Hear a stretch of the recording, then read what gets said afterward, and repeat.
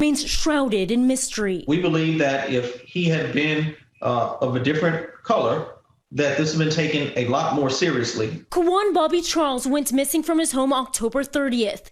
Days later, his body was found about 20 miles away in a sugarcane field in Iberia.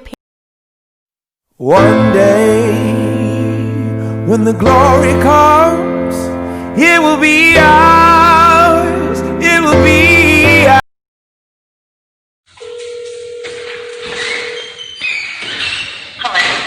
Hi, this is Roxanne Nelson. You want me to call you? Yes, ma'am. Hi. My son is, I don't know what you want to say. She's not friends with him after all this stuff. Oh, okay. Okay, well, anyway, to the same story, but he did say whenever they picked up your son, him and his mother, and the stepdad were all tripping, they did some mushrooms.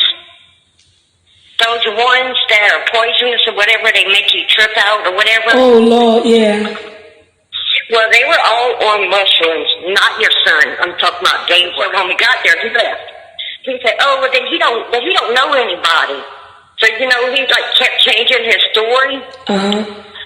Well, and then the mother, my son went to get in her car, but it smelled strong like bleach.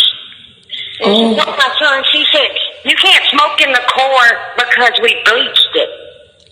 Oh. And then from what I could understand, he told my son that they found your son's body in a sugarcane field behind their house. So it's like they bleached the core because they used the core to go hide the body, your son. Oh, okay. You know what I'm saying? Yeah. So it's eating me alive. So what's your son name? What's your son? And they're treating the case as a possible homicide.